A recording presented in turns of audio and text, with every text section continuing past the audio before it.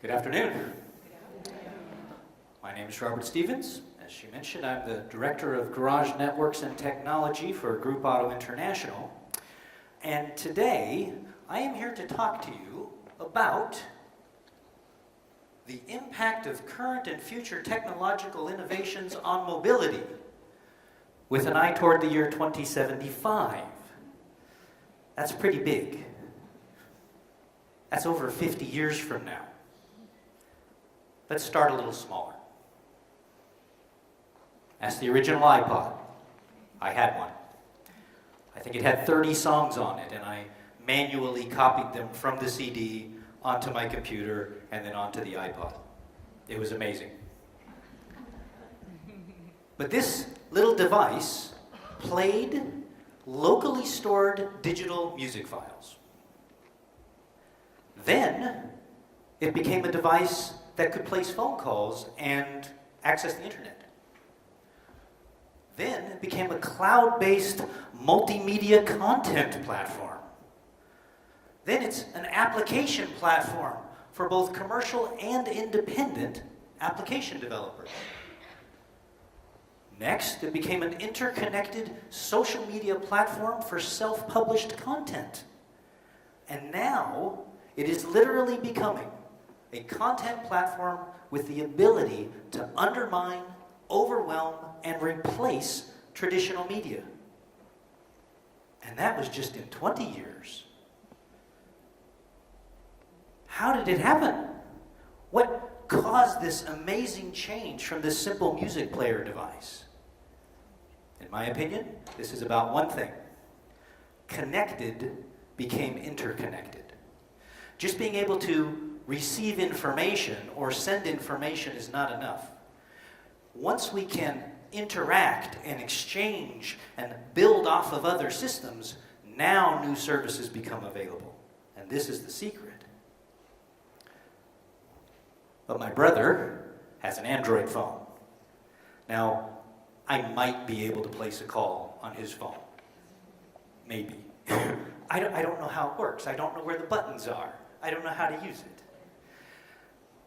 We always prefer what we understand. We like things that we know how to use them and where to find things.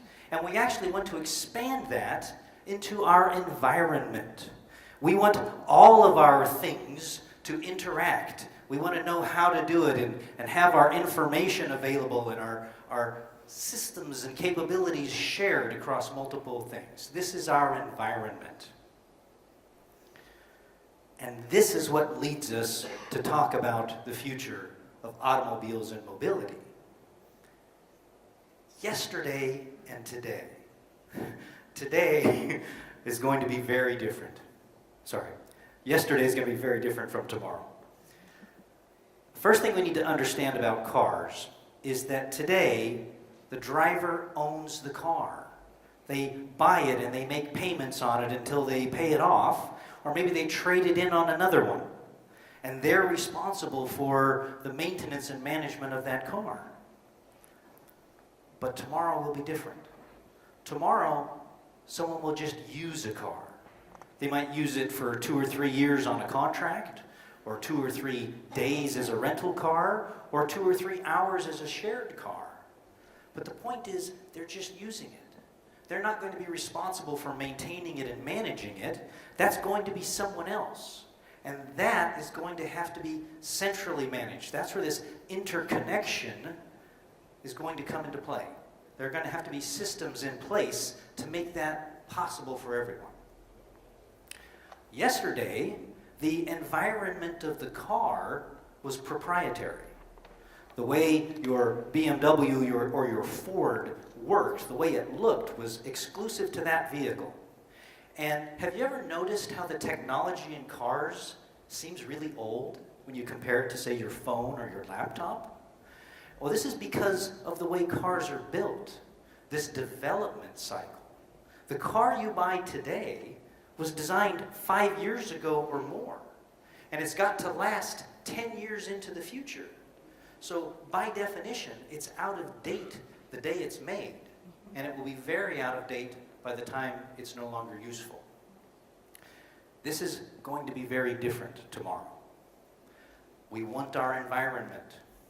And cars of tomorrow will need to support that environment. People will actually make decisions about which car to buy based on whether they can bring their environment into it. Can I access my information? Can it interact with my other pieces of my environment? You're familiar with some of the big names that are getting involved with this, Google and Android. Have you heard about the third one? This is the distributed, dynamic, disruptive operating environment that someone in this room may be the person that develops.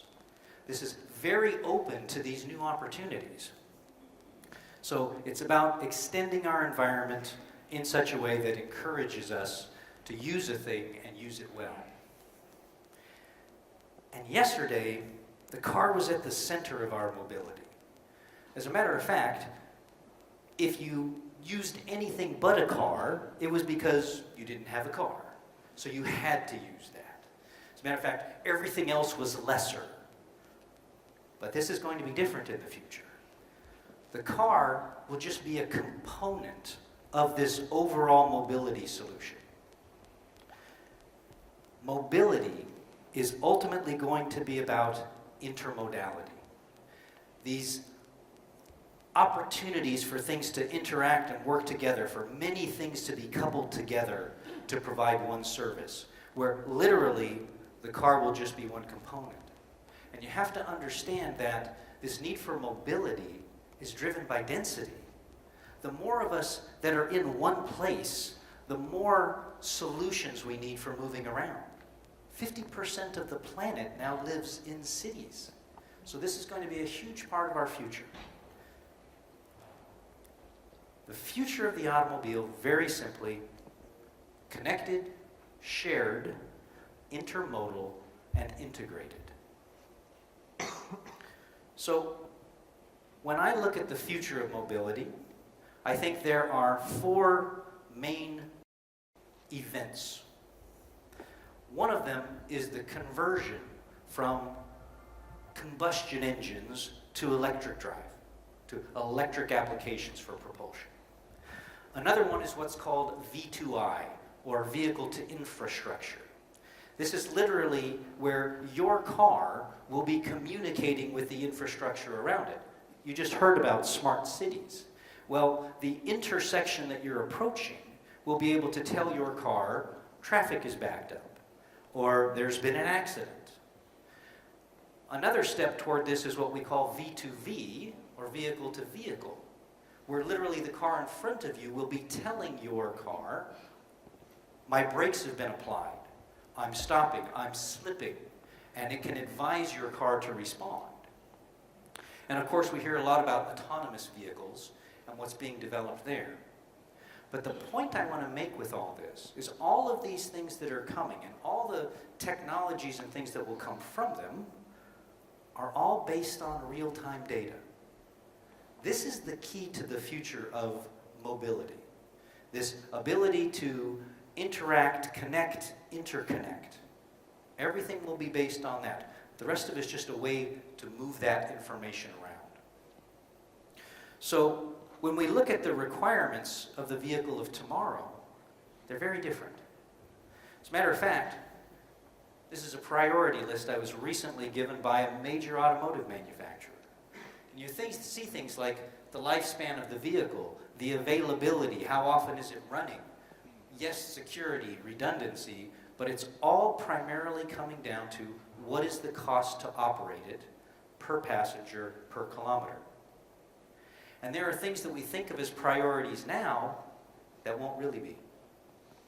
Performance, driving behavior, these are not going to be the priorities of tomorrow's car. Now that's a little hard for me to say as a car guy. You know, these are things that I like, but this is not the future of automotive, and we must be ready for the future. So, what is the future of mobility?